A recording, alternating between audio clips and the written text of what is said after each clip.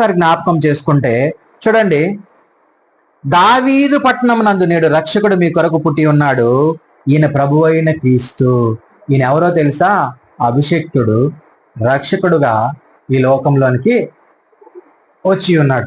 మనం జ్ఞాపకం చేసుకుంటే చూడండి, దానికి ఇదే మీ కానవాలు, ఒక శిశువు పొత్తిగుడ్డలతో చుట్టబడి ఒక తొట్టెలో పడుకొని ఉండటం మీరు చూచెదరని వారితో చెప్పాను. హల్లెలూయా.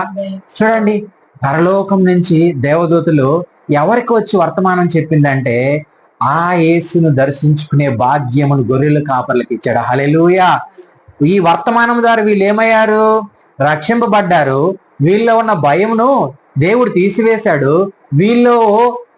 వీళ్ళైతే దేని గురించి చింతపడుతూ ఉన్నారో, దిగులు పడుతూ ఉన్నారో, అవన్నీ వీళ్ళ జీవితంలో నుంచి భౌతికమైన వాటి అన్నిటిని తీసివేసి ఆత్మ సంబంధముగా వీళ్ళని దేవుడు ఏం చేశాడు?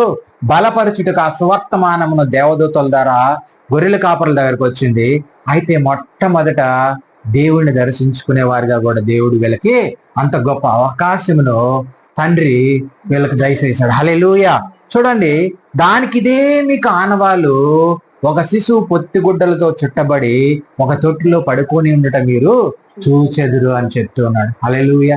చూడండి ఎంత గొప్ప ధన్యతో ఈరోజు మనం కూడా, ఈరోజు దేవుడు మనల్ని రక్షించుకొని ఉన్నాడు అని అంటే మనం ఏదో గొప్పవారమని కాదు, ఉన్నతమానవారమని కాదు, ఈ లోకంలో గొప్ప గొప్ప హోదా ఉన్నవారని కాదు కానీ దేవుడు ప్రేమ చేత, ఆయన కృప చేత ఎందుకు పనికిరాని మనల్ని దేవుడు ఏం చేశాడు?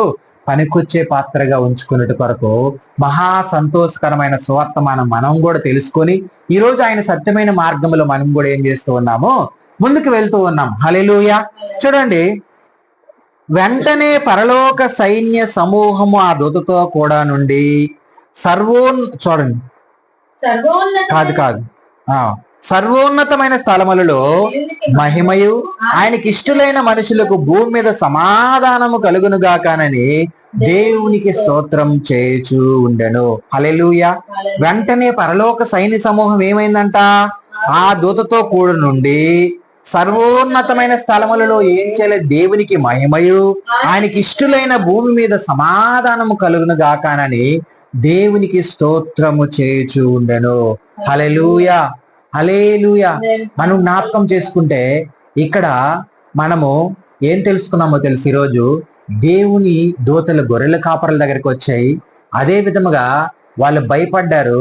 భయపడవద్దు, ఇది మహా సంతోషకరమైన సువర్తమానము.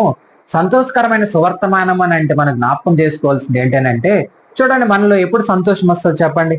ఏదైనా మనకు ఒక నచ్చింది అనుకో, అది సంతోషం. అంటే చూడు, ఒక జాబ్ రాలేదు, మన పేరు అందులో లేదు, కానీ ఏదో ఒక విధంగా దేవుడు ఏం చేశాడు? అది మనకు వచ్చింది. అప్పుడు మనకి ఏమొస్తుంది? సంతోషం వస్తుంది. అయితే మనకు కలగంది, మనకు రాకూడదు, మనకు వస్తే మనకు సంతోషం వస్తుంది. కానీ ఈ సంతోషం ఏంటో తెలుసా? మహా సంతోషకరమైన సువర్తమానం. ఇదేం చేస్తుంది అంటే, చూడండి, మనకు వచ్చిన జాబ్ మన శరీరమును పోషించుకుంటాము, మనకున్న డబ్బుతో మన శరీరమును పోషించుకోగలుగుతాం, కానీ మన ఆత్మకు రక్షణ ఇవ్వగలిగింది మాత్రం నజరేయుడైన యేసుక్రీస్తు మాత్రమే. హల్లెలూయా. అదే అంటాడు ఆ అపొస్తలుల కార్యంలో, ఏ నామములోనూ నువ్వు రక్షణ పొందలేవు, యేసుక్రీస్తు నామములోనే నువ్వు రక్షణ పొందగలుగుతావు అంట. హల్లెలూయా. ఈ భూమి మీద ఏ నామములో నీకు రక్షణ రాదు, పరలోకమును ఉన్న యేసుక్రీస్తు ప్రభువారి నామములో మాత్రమే నువ్వు రక్షణ పొందగలుగుతావు. ఆయన నామమే నిన్ను పాపము నుంచి తప్పిస్తుంది. ఆయన నామమే నిన్ను ఈ లోకము నుంచి విడిపిస్తుంది. ఆయన నామమే నిన్ను పరిశుద్ధపరుస్తుంది. ఆయన నామమే నిన్ను పవిత్రపరుస్తుంది. ఆయన నామములోనే నువ్వు పరలోకమును చూడగలుగుతావు. హల్లెలూయా. హల్లెలూయా. చూడండి, ఇక్కడ మనం జ్ఞాపకం చేసుకుంటే ఈ రక్షకుడు అని అన్నాను కదా, రక్షకుడు అని అంటే చూడండి, మన దేశమును కాపాడు కొరకు ఎవరున్నారు? సోల్జర్స్ ఉన్నారు, సైనికులు ఉన్నారు. ఎందుకున్నారు వాళ్ళు?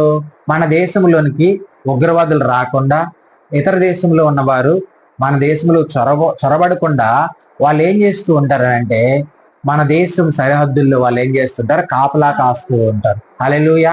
ఇక్కడ మన స్టేట్ లో కావచ్చు, సెంట్రల్ లో కావచ్చు, ఇంకా కొన్ని ఫోర్సులు ఉన్నాయి. ఏ ఫోర్సులు?